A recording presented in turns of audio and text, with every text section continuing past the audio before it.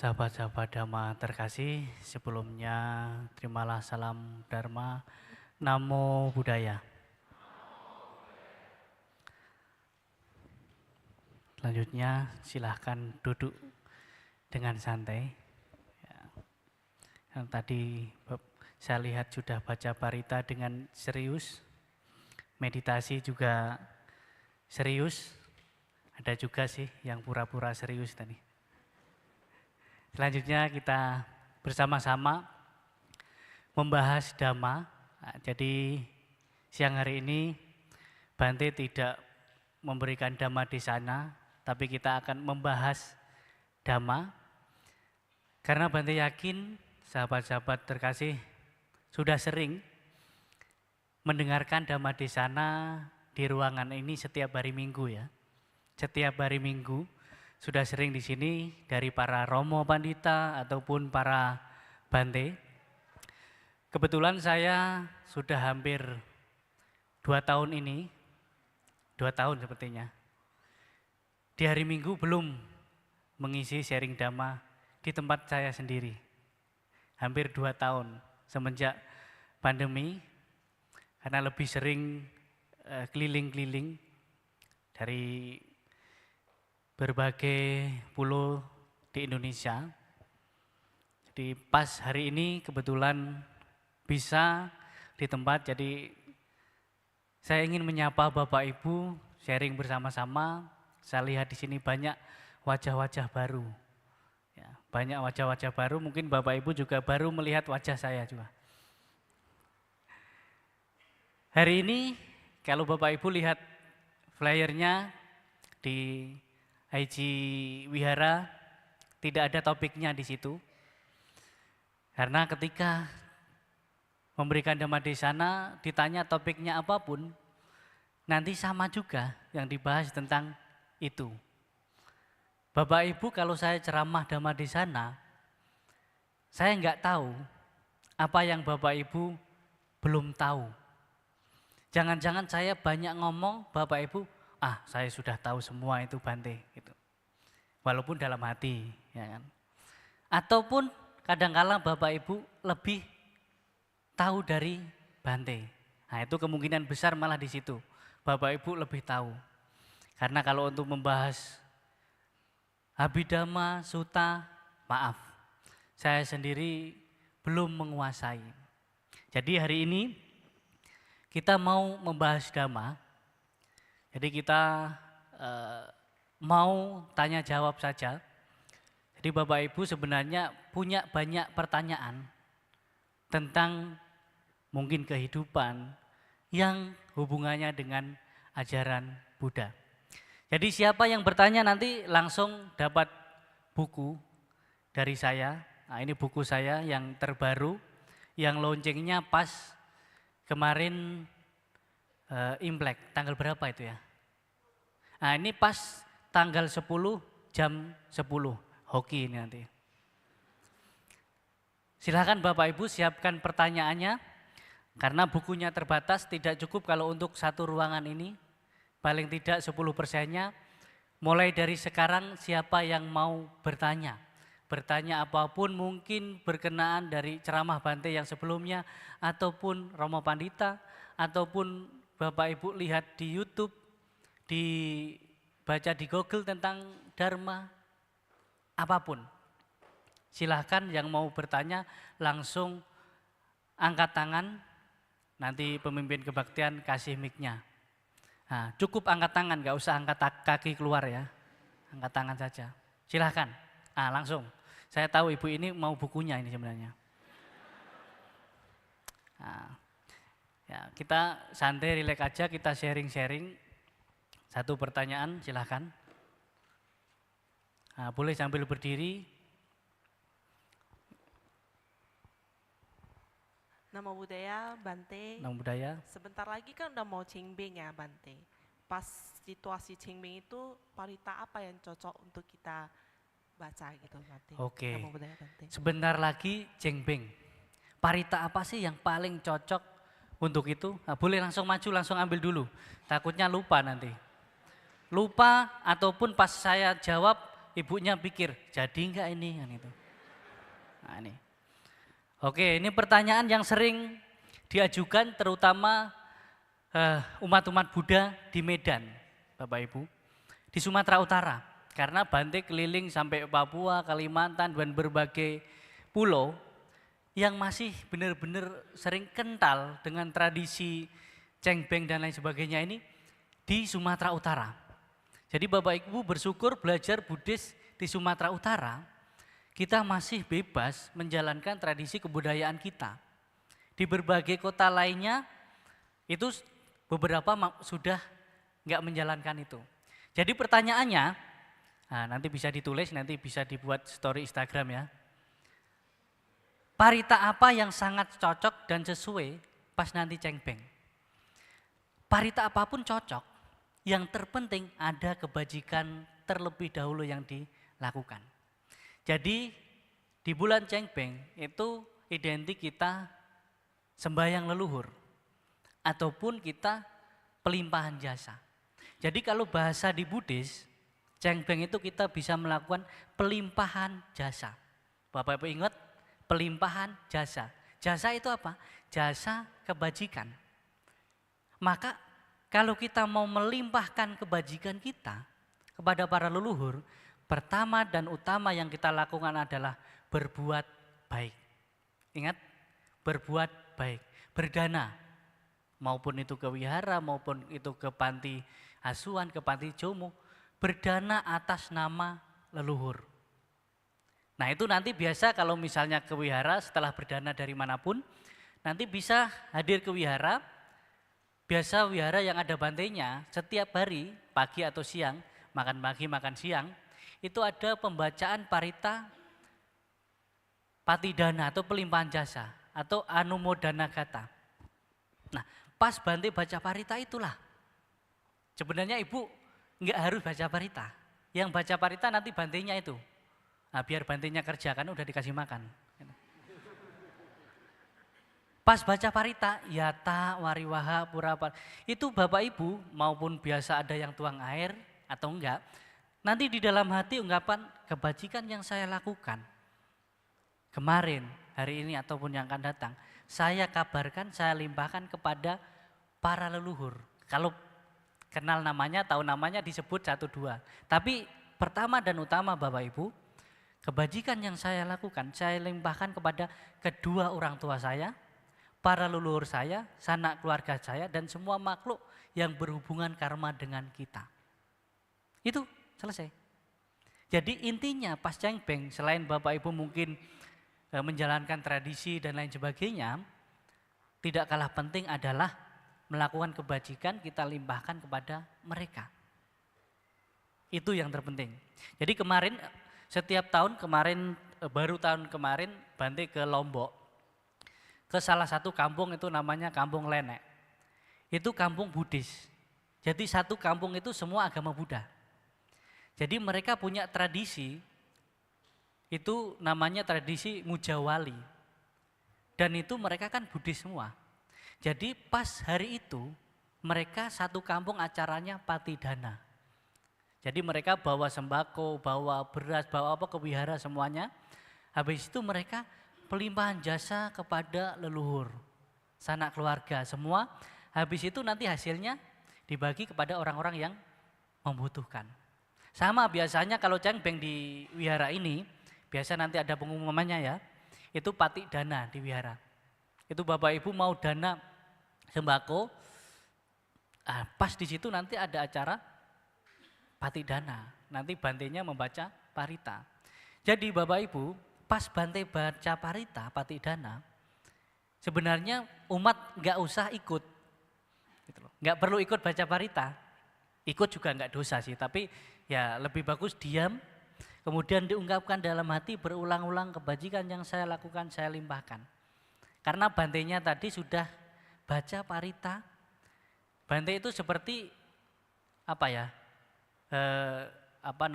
pengiriman, kasih kabar ke leluhur, itu jasanya, jasa pengiriman tergantung pakai apa, JNE atau apa kan, lebih cepat mana? Ya itu tergantung Bapak Ibu dananya ke wihara apa gitu kan. Makanya kadang Bante heran, Bante saya mau pelimpahan jasa. Sedangkan yang mau pelimpahan jasa aja nggak dana apa-apa gitu kan. Apa yang mau dilimpahkan? Maka kalau kita mau limpahkan jasa, ada jasa kebajikan. Apa aja Bante yang bisa dilimpahkan? Pertama, dana. Kedua, sila. Ketiga, meditasi. Tapi saya anjurkan yang paling mudah dan paling gampang dilakukan adalah dana. Kalau meditasi, belum tentu kan? Bapak Ibu meditasi semoga berkebajikan. Meditasinya aja masih belum pasti. Yang pasti kan berdana. Materi sekecil apapun. Itu. Jadi bisa terjawab ya Bu. Jadi nanti bisa datang ke wihara, misalnya bawa sembako, itu nanti ada jadwalnya patidana biasanya. Nanti bantenya rame-rame baca parita. Pas Bapak Ibu mohon itu, wipati, pati, bahaya itu. Pas selesai itu, Bapak Ibu cukup anjali. Jadi pas bante baca parita itu sebenarnya, biasanya kan masih umat-umat ikut baca ya. Itu sebenarnya setelah memohon parita, itu yang baca bante-bantenya. Umat diam, itulah tujuannya. Tekadkan, niatkan dalam hati kebajikan yang kita lakukan melimpah. Itu saja. Dan Ibu yang paling penting lagi, kalau pelimpahan jasa, jangan tunggu bulan cengbeng. Setiap hari bisa dilakukan. Kan kasihan kan leluhurnya udah kelaparan nunggu 1 tahun lagi kan. Nah, itu. Jadi dalam Buddhis pelimpahan jasa bisa dilakukan kapan saja setelah Bapak Ibu melakukan kebajikan. Bahkan setiap hari, kebajikan sekecil apapun Bapak Ibu, ingat, semoga kebajikan ini melimpah kepada kedua orang tua saya. Ingat, entah itu masih hidup atau sudah meninggal, karena kita nggak tahu. Orang tua kita berapa kehidupan, berapa kali kita punya orang tua, udah berapa ratus kali kita terlahir. Jangan berpikir hanya orang tua sekarang yang masih hidup. Kadang kan, oh Bante orang tua saya kan masih hidup. Orang tua di kapan? Kehidupan yang mana? Jangan-jangan mereka masih perlu pelimpahan jasa dari kita yang berhubungan karma. Itu. Jadi hal yang paling bagus dilakukan tadi, berbuat baik, dilimpahkan. Tapi ingat, jangan hanya 1 tahun sekali. Kasihan kalau yang kelaparan nanti kan. Itu. Ini serius ini ya. Nah itu. Oke, selanjutnya, nah yang paling depan dulu, ini, yang paling depan sini Pak. Nah, kita biasa utamakan yang cewek, kita diprotes nanti, karena nggak pernah salah kalau cewek ini Pak. Jangan sampai nanti saya diprotes loh. Ya, silakan. Nama budaya Bante, nama saya Tini, masih berhubungan dengan yang patidana tadi. Patidana pelimpahan jasa, etawata, parita etawata juga pelimpahan jasa. Apa perbedaan kedua parita tersebut? Oke, langsung ambil aja ya. Apa sih perbedaan, karena ada beberapa parita itu ya. Parita patidana, parita etawata. Kalau etawata, di situ kan di bait terakhir, cirang rakantu, nama almarhum. Jadi biasanya dipakainya kalau parita etawa itu terkhusus pada salah satu orang yang meninggal. Gitu loh. Misalnya kalau kita baca parita etawata itu di Akasata Cabu Mata Dewa Naga Maedika Punyatang Anu Ditua Cirang Rakantu almarhum siapa. Gitu. Ini lebih, kalau kita tahu lebih terkhusus pada salah satu almarhum. Nah, tapi kalau parita patidana itu lebih ke menyeluruh tadi. Menyeluruh. Bahkan di situ ada salah satu arti, semoga ini diketahui oleh para leluhur saya yang berhubungan karma. Semoga mereka turut berbahagia. Kalau mereka tidak mengetahui, semoga para dewa memberitakannya. Jadi itu lebih ke menyeluruh, luasnya. Jadi perbedaannya, kalau patidana itu lebih luasnya. Tapi kalau etawata, pas kita pakai kadangkala kepada para leluhur yang memang kita tahu namanya. Gak mungkin kan kita sebutkan semua namanya kan. Sedangkan pas patidana biasa data nama leluhur itu panjang. Nanti nggak selesai-selesai kan. Nah, biasa seperti itu. Bisa dimengerti ya Bu? Parita Patidana lebih luasnya, kalau Etawata itu bisa kita sebutkan namanya. Maka di situ ada titik-titik. Cirang Rakantu nama siapa. Kadang tempat juga. Kadang Cirang Rakantu Indonesia. Nah, gitu. Ada yang seperti itu. Oke, siap ya? Oke, silakan.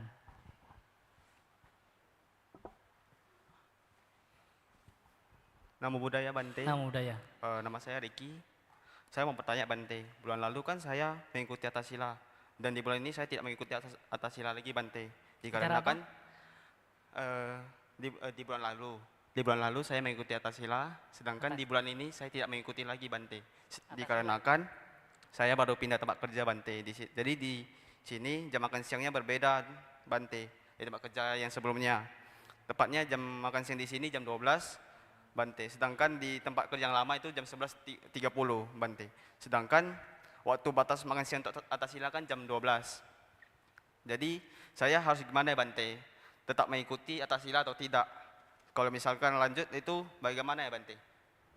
Oke. Sebelumnya Atasila, sekarang enggak karena perbedaan waktu. Ya, sama.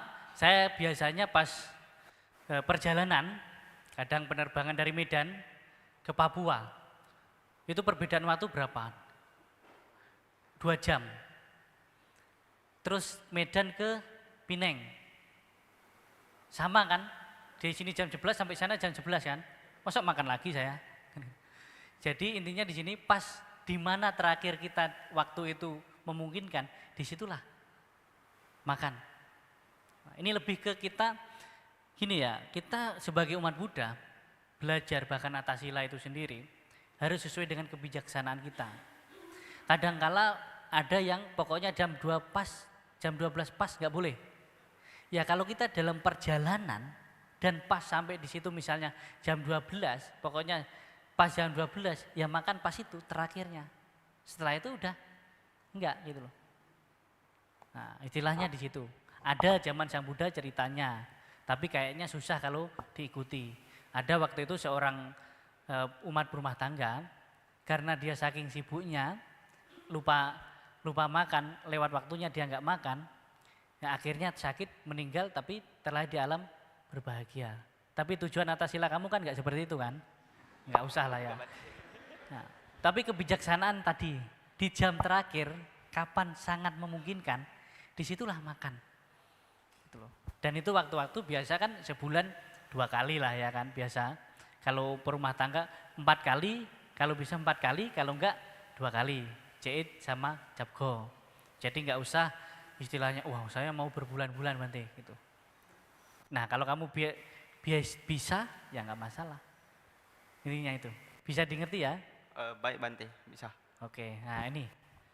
Tadi mengenai Atasila Bapak Ibu, jadi Atasila itu hal yang bagus dilakukan oleh umat berumah tangga tapi harus tahu waktu dan kapan. Ya. Jadi ada satu kisah nyata, kalau pas bulan masa wasa itu biasa ada umat yang ikut Atasila 3 bulan. Jadi saya ada teamwork saya itu biasa kalau pas bulan puasa, masa wasa, nah, memang puasa sih ya, sekarang bulan puasa, maklum keseringan di masjid soalnya.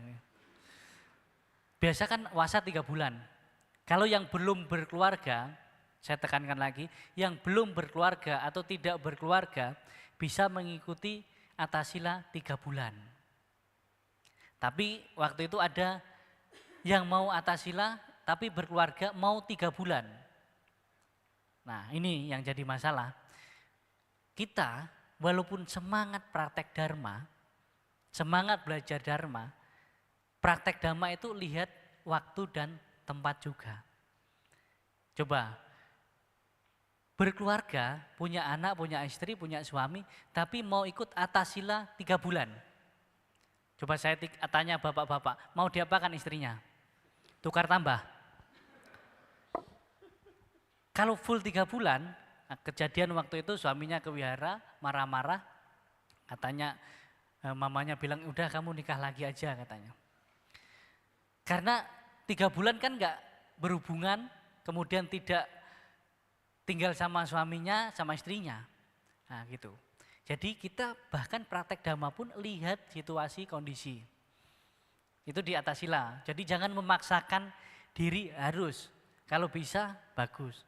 Maka di dalam keluarga itu pentingnya sama sada, memiliki keyakinan yang sama. Suami istri kalau bisa belajar dhamma bareng, akan saling mendukung dalam praktek dhamma. Kemudian sama caga, sama kebajikan. Kalau bapak mau dana ke wihara, ibu pun enggak marah. Kalau ibu mau dana ke wihara, bapak pun enggak marah. Tapi kalau enggak sama caga, sama kebajikan, ibu mau dana ke wihara, bapak bisa marah, ini udah kerja susah-susah malah kasih makan bante terus gitu kan. Nah, maka itulah pentingnya sama caga, memiliki kedermawanan yang sama. Nah, jadi atas sila perlu cuman lihat situasi kondisi.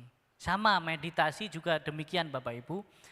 Kita sebagai umat Buddha, meditasi itu latihan yang harus kita jalankan, yang perlu kita jalankan.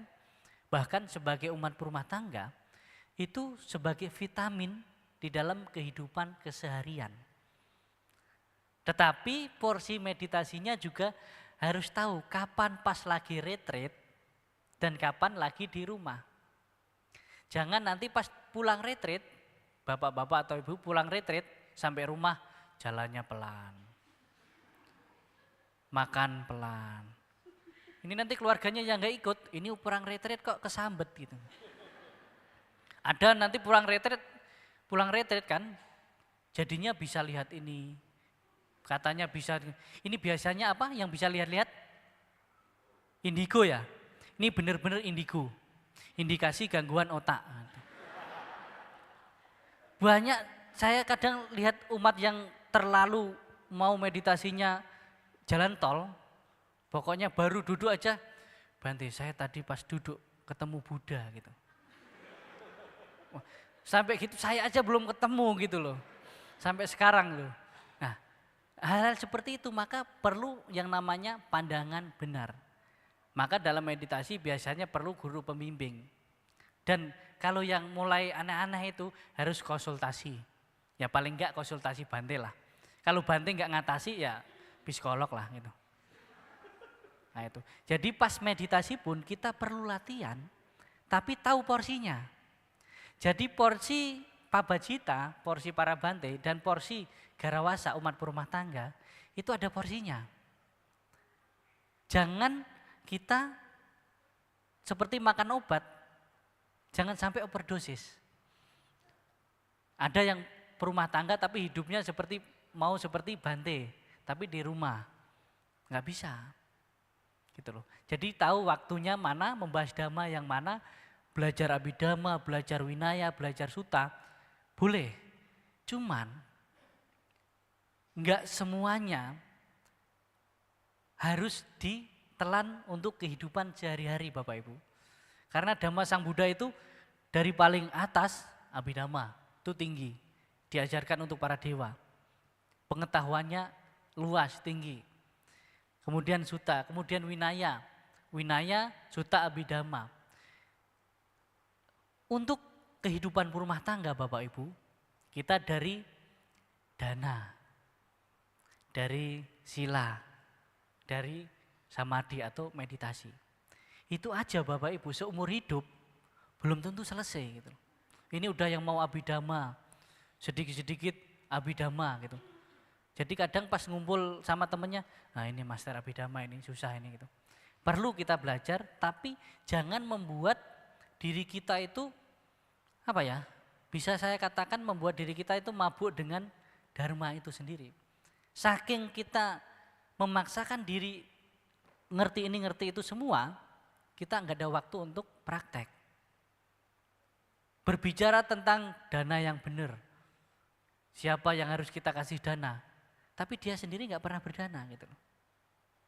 Kadangkala kalau kayak meditasi sendiri, Bante sendiri lebih suka bukan milih ya, lebih tenang biasa meditasi bersama-sama orang-orang yang belum banyak belajar tentang teori meditasi. Karena kalau sudah banyak teorinya meditasi, pas datang ke wihara mau meditasi, baru duduk aja nanti seperti itu. Wah Bante, kayaknya saya tadi udah ada cahaya-cahaya gitu. Padahal fokus pada napas masuk, napas keluar aja belum gitu loh. Nah gitu. Jadi kembali ke seperti Sang Buddha bilang, satu syair dharma, bila kita praktekkan, benar-benar kita jalankan, itu akan membawa manfaat dan kebahagiaan bagi kehidupan kita. Dibanding beribu-ribu syair, tapi hanya teori gitu loh. Hanya teori saja. Jadi permasalahan kita kadang sebagai umat Buddha, era udah generasi Gen Z sekarang itu, kalau masalah materi dhamma kita sudah melebihi dari negara-negara Buddhis. Tapi kalau untuk praktek ini yang kurang. Karena kita lebih banyak belajar, tapi nggak ada waktu untuk praktek. Gitu. Ya, itu Atasila tadi ya. Ya, kamu udah ada cewek belum? Belum? Pantas ya. Nah ini ibu ini paling depan ini udah dulu. Habis ini gantian yang belakang. Nah, sering-sering Atasila nanti dapat cewek. Sering-sering ke wihara. Ya sering-sering ke wihara Atasila. Kalau sering-sering ke wihara biar dapat ceweknya yang sama sada. Ingat, jangan ngalah hanya karena beda agama. Rugi dong gitu kan. Mosok ngalah. Ya, silakan. Namo Buddhaya Bante, nama saya Ani. Saya mau bertanya sama Bante, kejadian 5 bulan yang lalu saya kan terjatuh. Sejak terjatuh, mental saya agak sering ketakutan sama gelisah. Jadi apa yang perlu dilakukan supaya enggak merasa cemas atau gelisah sama ketakutan, dan parita apa yang perlu kita baca? Oke. Makasih Bante. Sudah ke dokter Ibu? Enggak. Nah perlu ke dokter dulu. Nah ini ambil dulu. Pertama kalau jatuh apa harus ke dokter Bu. Nah, oke utama harus ke dokter. Ya berobat atau udah ya. Bukan ke orang pintar kan? Enggak ya. Oke. Ya kadangkala ketakutan, kekhawatiran kita ini pola pikir kita saja Bapak Ibu. Kita pernah mengalami sesuatu kejadian-kejadian di kehidupan kita. Maka pertama yang harus kita lakukan terima dulu. Terima, sadari bahwa itu sudah terjadi, kemudian lepaskan. Kemudian kita melangkah lagi. Jadi apapun yang ada di belakang kita, kehidupan kita, itu jangan sampai merusak sekarang saat ini. Itu loh. Pertama harus nerima dulu bahwa oh saya berarti ada sakit. Kalau kita terima ada sakit berarti kita cari obat. Ketika cari obat benar-benar kita harus minum sendiri. Sendiri benar-benar. Dan itu kan perlu proses. Ketakutan akan trauma masa lalu dan lain sebagainya. Karena kita terus membiarkan pikiran kita mengingat kejadian-kejadian itu terus.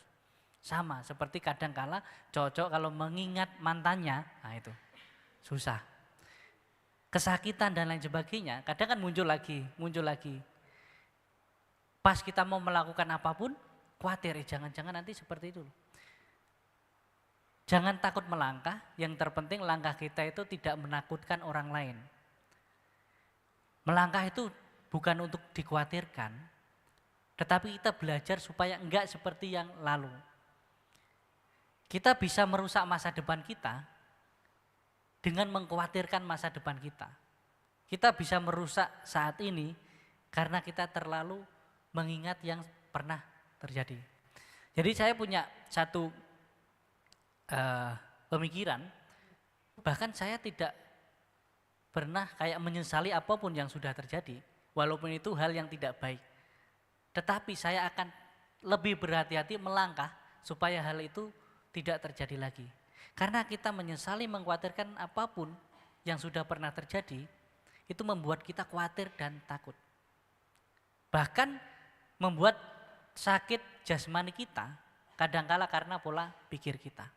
Maka ketika pikiran buruk muncul, terima, sadari, lepaskan, dan melangkah lagi atau cari kegiatan yang berpikir positif. Ingat, kalau pas pikiran khawatir, takut muncul, terima dulu. Terima, sadari bahwa ini pikiran gak bermanfaat. Lepaskan, kemudian kita berpikir melakukan aktivitas atau kegiatan lain yang positif. Yang sering kan kita kalau ingat itu malah kita merenung, malah kita ikuti. Itulah yang menjadi habit pikiran kita, jadi sering seperti itu. Ketika pikiran buruk muncul, ingat, terima, sadari, lepaskan, kita melangkah. Jangan terpuruk di pikiran itu. Dan pas pikiran baik muncul, terima, sadari, lakukan, kembangkan. Ada niat berbuat baik, lakukan, jangan tunggu lagi. Sebisa mungkin lakukan. Nah, itu. Jadi itu namanya manajemen pikiran.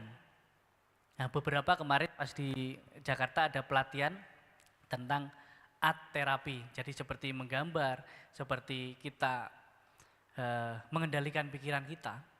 Jadi meditasi sekarang bukan hanya konsumsi umat Buddha saja. Bahkan Bante sendiri lebih sering di non-Buddhis. Kalau saya bilang meditasi nanti kan kurang yakin mereka. Tapi bagaimana terapi pikiran kita, manajemen pikiran. Dua pikiran kita kan, baik dan buruk. Itu tadi, ketika pikiran buruk muncul, terima, sadari, lepaskan, dan kita harus cepat-cepat melangkah. Karena kalau enggak Bapak Ibu, itu menjadi nanti kita jadinya kesedihan muncul. Lemas badan kita, bahkan bisa sakit. Itu karena kita terlalu mengikuti pikiran buruk muncul, penyesalan muncul, kekhawatiran muncul, kita ikuti. Apalagi bapak-bapak biasa di depan sambil gini. Nah, itu antara mikir mantannya atau masa depan itu. Tapi harus cepat-cepat cut. Ingat. Dan pas baik muncul, terima, sadari, cepat-cepat kembangkan, kalau bisa cepat-cepat lakukan. Itu tipnya 2. Memang enggak mudah, tapi bukan berarti enggak bisa. Kalau enggak dari kita sendiri, siapa lagi? Kalau enggak mulai sekarang, kapan lagi? Gitu loh. Jadi pikiran itu pelopor, pembentuk, pencipta dari segala sesuatu. Itu disampaikan Sang Buddha di dalam Dhammapada ayat pertama. Memang pikiran itu pelopor, pembentuk, pencipta dari segala sesuatu kehidupan kita. Kadangkala situasi kondisi di luar diri kita Bapak Ibu, itu tidak terlalu mempengaruhi ketika kita pawai pandai dalam mengolah pikiran kita. Diomongin orang misalnya, fitnah orang, di lain sebagainya. Sang Buddha bilang kalau kita nggak menerima itu kembali kepada mereka. Kita nggak sakit hati. Ini baru disindir di status WA. Sudah merasa, wah udah berpikirlah inilah itu dan lain sebagainya kan. Nanti kita balas lagi, balas. Stres. Jadinya indigo. Indikasi gangguan otak kan. Nah, ingat, itu ya 2 tip tadi ya Ibu. Jadi ketika hal buruk muncul itu, Ibu harus terima dulu. Kita nggak bisa, saya nggak mau Bante pikiran ini muncul. Nggak bisa. Muncul dulu, terima dulu, sadari, lepaskan, berpikir yang baik. Maka itu perlunya meditasi. Meditasi anapanasati, memerhatikan napas masuk, napas keluar itu melatih pikiran kita bisa fokus pada apa yang sedang kita lakukan. Sekian. Selanjutnya, wah banyak itu. Pilih itu siapa yang belakang gantian. Nah cowok, tadi cewek 2, cowok 2.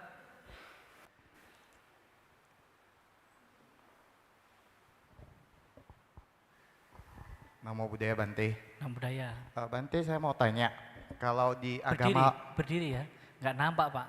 Soalnya saya belum bisa melihat yang nggak terlihat. Ini pertanyaan pun soal yang tak terlihat sih Bante. Saya mau tanya Bante, kalau di tempat agama lain kan, kayak misalnya di agama Islam itu ada namanya ruqyah, terus di agama Kristen itu namanya ada exorcism. Kalau di Buddhisme ini saya perhatiin ini, apa ya, apakah ada yang semacam ruqyah itu enggak sih Bante? Contohnya misalnya kalau ada orang yang kesurupan, kalau di agama lain kan di ruqyah atau ada mantra ayat-ayat tertentu yang dibaca.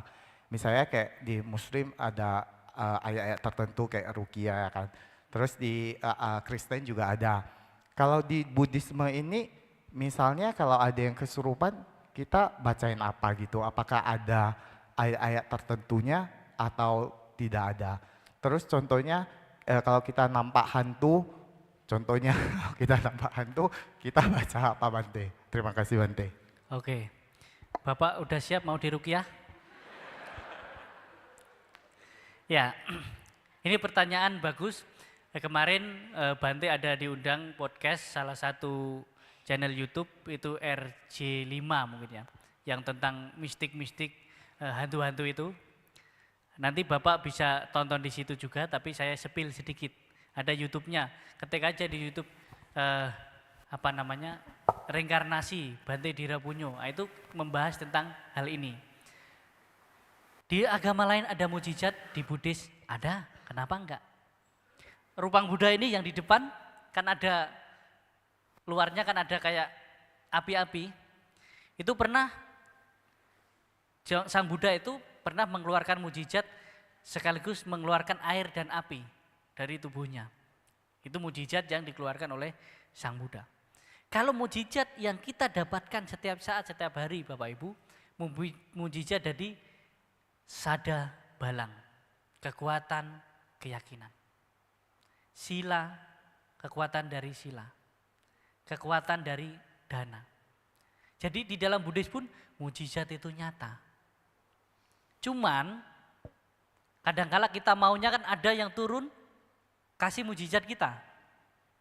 Dewa turun, kita berusaha berbuat baik, nanti dewa turun kasih bantuan ke kita gitu. Nah kalau beneran pun Bapak pingsan itu. Ada. Kemudian kalau orang kesurupan dan lain sebagainya. Nah, ini yang membedakan yang dari Buddhis dengan agama-agama lain. Jadi di situ saya juga ceritakan di YouTube itu, kalau di agama lain, misalnya kayak ruqyah, kayak pembersihan rumah dan lain sebagainya, itu konsepnya kita mengusir makhluk itu. Ingat? Maka Bapak Ibu, kalau undang Bante Blessing ke rumah, jangan bilang, Bante tolong bersihkan rumah saya. Bante bukan cleaning service ya. Tapi Bapak Ibu, kita datang ke rumah, Blessing, baca parita, justru di situ kita memancarkan cinta kasih kepada makhluk-makhluk yang tinggal di situ, agar tidak saling mengganggu, agar mereka itu tidak merasa terganggu, dan mereka justru memberi kenyamanan, keamanan untuk yang tinggal di rumah itu. Ingat, kalau rumahnya sudah mulai ada hal-hal yang mencurigakan, ya kan? Baca parita Karanea Mita Sutta. Itu pemancaran cinta kasih. Karena Bapak Ibu enggak tahu, bisa saja makhluk yang di situ sudah tinggal lebih lama dari Bapak Ibu. Bahkan sebelum ada rumah, makhluk-makhluk rendah yang tinggal di situ sudah ada. Bapak Ibu datang malah mau ngusir. Emang lo siapa? Gitu kan. Nah, tapi kita di situ justru malah memancarkan cinta kasih. Bante enggak ngarang, ini sudah ada sejak zaman Sang Buddha, waktu para biku pergi ke hutan, bermeditasi di bawah pohon, sedangkan ada dewa pohon, ada makhluk-makhluk di pohon. Sedangkan makhluk-makhluk itu kan nggak boleh di atas para biku. Nah, para biku malah duduk meditasi di bawah pohon. Jadi makhluk-makhluk yang di pohon tadi, apa sih ini Bante kok malah di sini gitu loh. Saya nggak naik-naik ini ke rumah saya. Para biku itu dihantui lah, kalau sekarang istilahnya dihantui. Nah, Bante pun takut waktu itu kan. Jangan kira udah jadi Bante nggak takut hantu kan itu. Setelah dihantui itu lapor ke Sang Buddha bahwa banyak makhluk yang mengganggu saya, ini lain sebagainya lah. Sang Buddha bilang, itulah sejarahnya Parita Karanea Mita Sutta. Jadi di situ ada, maka kalau baca Parita ada artinya di situ, istilahnya makhluk-makhluk yang di situ kita sudah izin bahwa mereka tetap tinggal di situ, kita pancarkan cinta kasih kepada mereka, justru mereka melindungi kita. Gitu. Nah, itu salah satunya. Kita tidak mengusir, tetapi kita memancarkan cinta kasih kepada mereka. Makhluk-makhluk. Kemudian orang yang kesurupan atau didatangi hantu dan lain sebagainya. Nah, ini hati-hati. Ada tempat kosong di kanan kiri. Nah, karena mereka ikut di sini. Kita kalau melihat misalnya makhluk-makhluk alam rendah, kalau bahasa kita peta, itu bahasa umumnya hantu. Makhluk peta, kalau memang kita bisa melihat dan kita ketemu, berarti mereka ada hubungan karma dengan kita.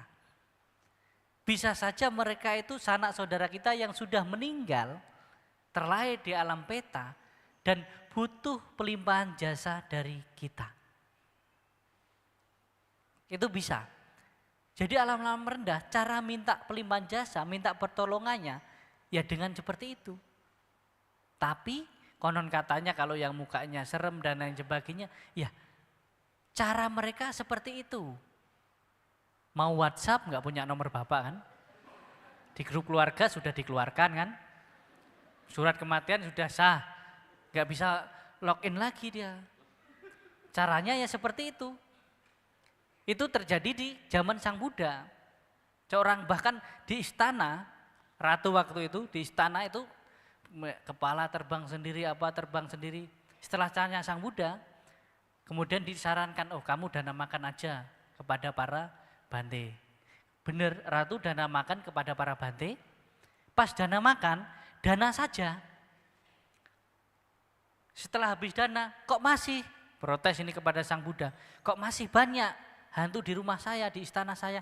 Oh, pas kamu dana, kamu nggak meniatkan, nggak melimpahkan. Maka dana makan kedua kali, kebajikan yang saya lakukan ini, mempersembahkan makanan kepada Sangha, kepada Sang Buddha, semoga melimpah kepada para leluhur saya, semua makhluk yang berada di istana, yang butuh pelimpahan jasa. Baru mereka itu menerima. Jadi Bapak Ibu, kalau Bapak Ibu berbuat baik, Bapak Ibu enggak pelimpahan jasa, ya tetap punya Bapak Ibu. Keluarga yang sudah meninggal ya enggak ikut bahagia. Tetapi kalau Bapak Ibu berbuat baik, semoga para leluhur turut berbahagia. Bapak Ibu dapat karma baik, pas pelimpahan jasa itu dapat karma baik lagi. Untung dong, ya kan? Udah karma baik, pelimpahan jasa dapat karma baik lagi, kan berdana. Dapat lagi. Nah itu, jadi pas kesurupan bacakan apa? Biasa kalau itu sih apa ya, apapun parita yang Bapak Ibu hafal, karane metasuta dan lain sebagainya, kalau pakai air siram yang banyak lah, pasti bangun itu nanti. Karena kadang-kala enggak semua benar-benar kemasukan. Ada hal-hal, jadi di dalam diri kita itu ada seperti apa ya, di masa-masa kita kurangnya kesadaran Bapak Ibu, itu bisa kita seolah-olah seperti itu. Nah, ada kita bisa seolah-olah seperti itu. Dan kalau orang kesurupan dan lain sebagainya itu, ya udah bacakan Parita Karania Metasuta, sudah pegang kepalanya, nah udahlah. Kalau nggak bisa pukul aja. Sebenarnya itu ya Pak, jadi Karania Metasuta biasanya. Itu pemancaran cinta kasih kepada makhluk-makhluk rendah yang ada di sekitar kita. Maka kadang kalau kita misalnya liburan, pergi liburan, hotel di mana, bisa baca Karania Metasuta di situ dulu sebelum tidur. Siapa tahu di situ udah ada yang tidur dulu kan, nggak kelihatan, nanti tertimpa Bapak Ibu katanya sakit dan lain sebagainya, kesambet, nah, bisa jadi. Silakan, ini kasihkan sana, ini bukunya. Nah, nanti satu lagi siapa? Nah, 2 pertanyaan terakhir. Oke, gantian yang cewek, habis cowok cewek. Nah itu. Nah ini enggak saya yang milih ya, yang tanggung jawab pemimpin kebaktian ini. Nama budaya Bante. Ya. Nama saya Lili. Pertanyaan saya Bante, kalau kita mimpi didatangi leluhur, minta makanan atau yang lain-lain gitu kan Bante, apakah harus kita turuti? Apakah mereka belum lahir kembali gitu Bante? Makasih ya Bante. Oke. Pertama, para leluhur udah pasti lahir kembali dulu. Kemudian, biasa mimpi, firasat, lain sebagainya ada dua hal. Pertama, ada yang memang benar-benar mereka terlahir di alam rendah dan butuh pelimpahan jasa dari kita. Atau yang kedua kadang kerinduan kita. Kita kangen atau rindu kepada mereka, itu bisa terbawa pada mimpi kita. Itu ada dua hal tadi, Ibu. Jadi pertama, ya kalau kita mimpi seperti itu dan perasaan kita nggak nyaman, ya sudah melakukan pelimpahan jasa tadi. Seperti yang Bante jelaskan tadi, lakukan limpahan jasa. Nggak usah berpikir yang aneh-aneh, langsung lakukan kebajikan atas nama leluhur tadi. Atau yang kedua, kita kadang kangen kepada mereka. Kangen kepada orang yang sudah meninggal, itu juga mempengaruhi kadang pikiran kita. Pas kita tidur juga bisa ke bawah mimpi. Jadi enggak selalu, wah ini terlahir di sebagai peta dan lain sebagainya. Enggak selalu. Kadangkala itu, bahkan kadangkala kalau kita terlalu kangen, terlalu sayang, masih melekat kepada orang yang sudah meninggal, bahkan seolah-olah pas di rumah kedatangan. Tiba-tiba di rumah, kok tadi kayaknya yang sudah meninggal gitu loh. Itu pikiran kita bisa menciptakan sesuatu yang tiba-tiba seperti nyata. Seperti itu. Nah, itu. Halusinasi kita kadang bisa menciptakan seperti itu. Jadi dua hal tadi Bu. Bisa lakukan pelimpahan jasa. Nah, salah satunya hanya itu yang bisa dilakukan. Ya, kalau yang lain ya bagaimana kita belajar mungkin melepas, menerima mereka yang sudah tidak bersama kita lagi. Kadangkala terlalu kita terikat, mengikat, itu kadangkala malah menghalangi langkah kita. Kadangkala kita kehilangan keluarga, kehilangan orang yang kita cintai, apalagi yang sudah meninggal. Kita bersedih berlebihan, yang kita tahu kesedihan kita, apapun, bagaimanapun, sedalam apapun, gak bisa membuat orang itu hadir kembali. Maka itulah perlunya kita pemahaman di dalam Buddhis bahwa sabe sangkara anicati, bahwa segala sesuatu yang berkondisi akan mengalami perubahan. Kematian itu adalah salah satu hal yang wajar. Jadi kita sebagai umat Buddha Bapak Ibu, kehilangan, menghadapi kematian, sakit, itu hal yang sangat dasar di dalam agama Buddha. Maka perlunya kita belajar Dharma di situ. Jadi kita bisa melepas dengan ikhlas. Melepas bukan berarti melupakan, tetapi menerima kondisi sekarang di sini saat ini memang sudah berbeda. Itu bisa dipahami ya Bu. Ketika memang pikirannya nggak nyaman, perasaannya nggak nyaman, habis mimpi lakukan kebajikan, pelimpahan jasa. Itu. Terima kasih. Bante, 2 pertanyaan terakhir ya Bante. Oke, ada yang mau bertanya langsung aja nanti. Oke, Bante. langsung 2 orang. Ini yang terakhir laki-laki. ya. Karena jamnya sampai jam 11. Kalau lewat nanti bayarannya tambah soalnya. Namo Buddhaya Bante. Bante, saya cuma mau tanya gini Bante, soal tadi reinkarnasi sama karma. Saya pernah dengar kata orang, kita hidup ini kan orang-orang di sekitar kita ataupun maupun berdasarkan karma kita. Dan yang akan datang itu juga kita ketemu orang-orang yang itu juga. Pertanyaan saya cuma mau bener nggak itu gitu loh Bante. Bahasanya apa yang orang yang akan kita ketemukan nanti adalah kan orang-orang itu juga, dan itu semua itu kayaknya karena perbuatan kita yang membedakan kayak posisi kita gitu, ada satu sama lain gitu. Oke, silakan yang satu lagi. Namo Buddhaya Bante. Izin tanya, untuk menjadi seorang umat Buddha apakah harus menjadi upasaka upasika atau cukup hanya dengan kesadaran Bante? Oke, siap. Oke, pertanyaan yang pertama tadi tentang kelahiran kembali. Ya. Karena Bante lebih suka menggunakan kalimat kelahiran kembali. Karena kalau kita pakai reinkarnasi, itu di kalangan umum itu maknanya beda, seperti perpindahan. Tapi kita kelahiran kembali. Kita yang sekarang itu kita yang dulu. Tapi bukan yang dulu jadi sekarang. Jadi yang terlahir kembali itu menjadi makhluk yang baru. Kama, kehendak, wipaka kama kita itulah yang membentuk kita. Memang yang di sini semua ini, ya ini orang-orang yang dulu. Tapi ingat, tidak selalu semua dulu kan di sekitar kita, manusia. Kita di dalam Buddhis meyakini ada 31 alam kehidupan. Yang sekarang mungkin di sekitar kita, nantinya bisa di alam yang berbeda. Tapi berapa ratus kelahiran lagi, berapa ribu tahun lagi mereka di alam-alam lain. Misalnya saya sekarang menjadi manusia, nggak tahu kehidupan yang akan datang, nggak tahu saya kehidupan yang lampau. Saya yang sekarang selanjutnya menjadi makhluk baru, mewarisi karma saya. Kama saka, kama dayada, kama yoni, kama bandu, kama patisarana, yang kama karisanti, kalianang wa papakang wa tasa dayada pawisanti.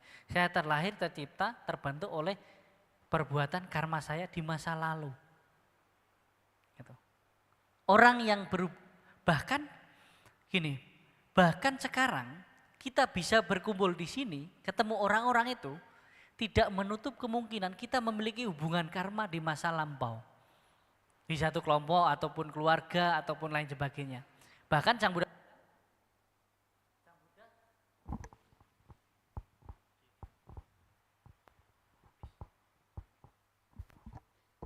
nah, ini pun karma masa lalu saya ini. Bahkan Sang Buddha bilang sangat sulit kita menemukan seorang wanita yang tidak pernah menjadi ibu kita. Gitu loh.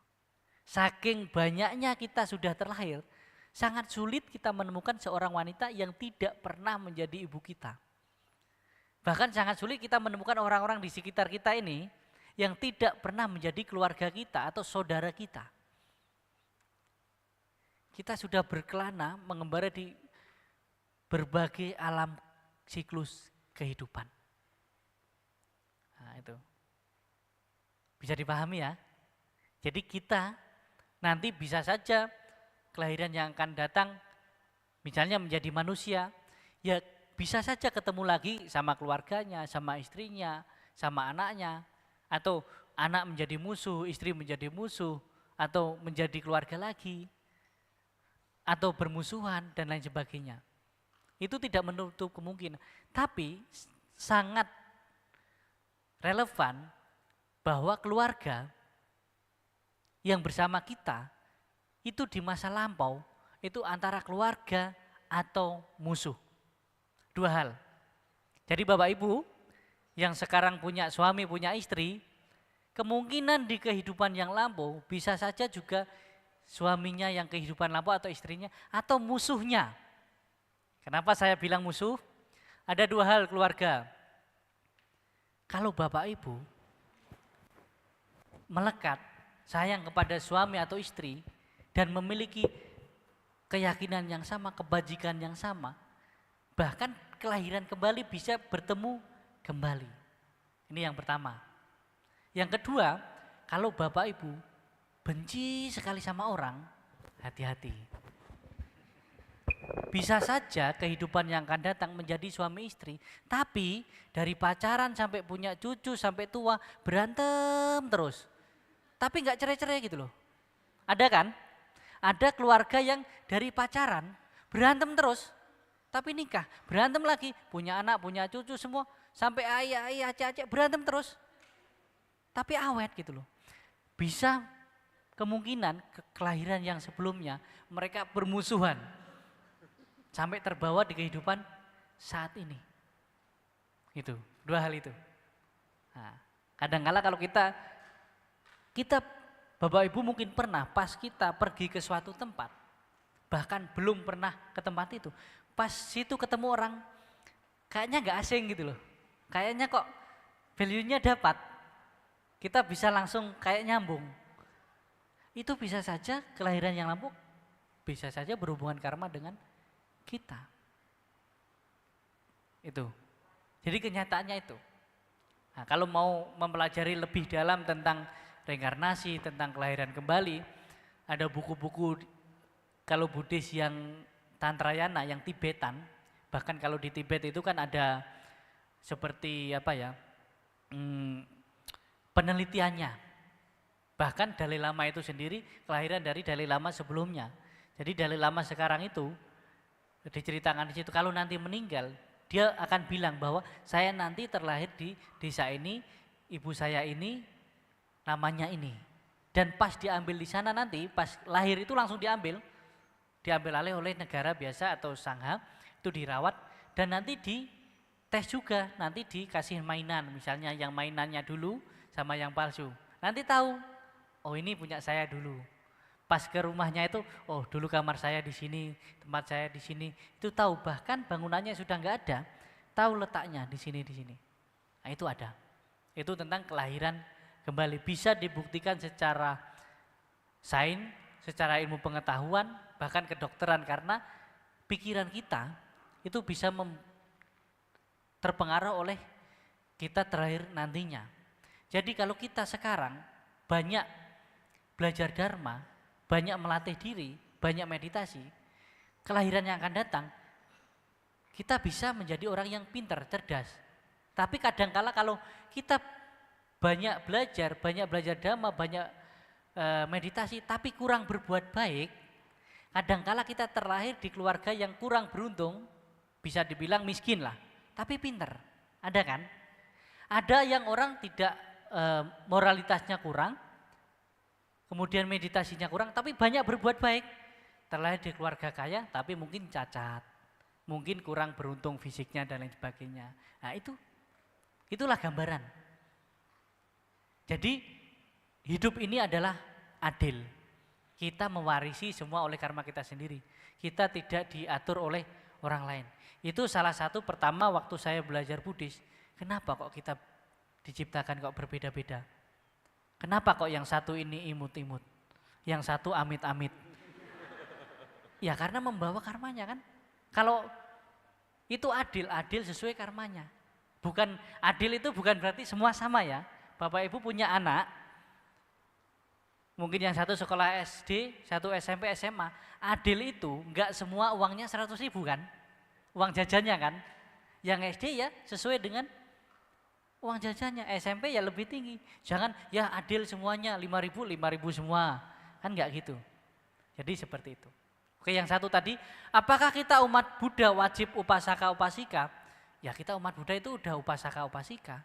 Yang mungkin maksudnya apakah kita umat Buddha itu harus wisudi tisarana, ya tisarana Pancasila ya.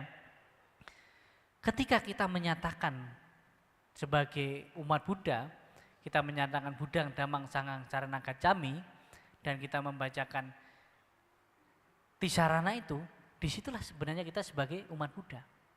Yang wisudi tisarana, wihara, kartu dan lain sebagainya. Nah itu kan apa syarat-syarat aja. Itu bisa saja anggaran-anggaran saja kan. Kalau mau nikah harus ada surat wisudi tisarana ini lain sebagainya kan. Nah, nanti bayar ini, bayar itu udah mata pencarian lah. Tapi kan kita perlu itu gitu loh. Kita hidup di negara hukum. Kita perlu wisudi tisarana Pancasila biar kamu nanti bisa nikah. Kan punya kartu wisudi tisarana Pancasila. Tapi kalau menyatakan berlindung pada Buddha dan Madranjangga di depan rupang Buddha sama Bante nggak ada kartunya pun ya nggak apa-apa. Di negara-negara lain nggak ada itu kartu wisudi tisarana Pancasila itu. Kita upasaka upasika itu umat Buddha yang cowok itu upasaka. Umat Buddha yang cewek upasika. Itu sebutan umat Buddha. Pak, seperti kalau di agama lain itu para apa namanya? Lupa saya. Muslimat dan muslimin. Nah, seperti itulah. Nah, kalau di Kristen ya ada istilahnya, kalau di Buddhis upasaka dan upasika. Nah itu, jadi bisa dipahami ya tadi, sudah wisudi? Sudah? Sudah, namanya siapa? Johannes? Oh, enggak ya. Siapa tahu namanya Petrus, Yohanes, apa. Itu puji Tuhan nanti. Nah, oke, sudah. Oh, buku. Oh. Ya, bagi Dua tadi ya? yang 2 pertanyaan silakan Nanti maju ke kasihkan. depan Ini kasihkan. untuk ambil bukunya. Pertanyaannya sudah selesai ya? Nah, nanti kalau yang mau bertanya boleh DM di Instagram saya. Ada di buku situ. Karena waktunya sudah, habis ini udah lewat 10 menit toh. Nah, ini udah harus tambah ini nanti. Baik Bapak Ibu, itu tadi pertanyaan dari Bapak Ibu yang sudah bertanya tadi. Sebenarnya Bapak Ibu sudah berbuat baik. Selain dapat buku karma baiknya langsung Bapak Ibu mewakili umat-umat yang lain hadir di sini yang mau bertanya, sebenarnya mau bertanya sama seperti Bapak Ibu. Tapi karena kadangkala malu dan lain sebagainya, oh ini sudah ditanyakan gitu. Jadi kenapa saya lebih suka tanya jawab tadi? Karena saya nggak tahu apa yang Bapak Ibu ingin dapatkan dari sharing saya. Tapi kalau Ibu Bapak tadi sudah langsung bertanya, otomatis sudah dapat jawabannya dan yang lain juga dapat ilmu dari pertanyaan Bapak Ibu. Terima kasih hari ini sudah dikasih kesempatan sharing pada hari yang baik ini. Semoga di lain waktu kita bisa belajar Dharma bersama-sama kembali. Semoga semua makhluk turut berbahagia. Akhir kata dari saya, Namo Buddhaya. Namo Buddhaya. Terima kasih.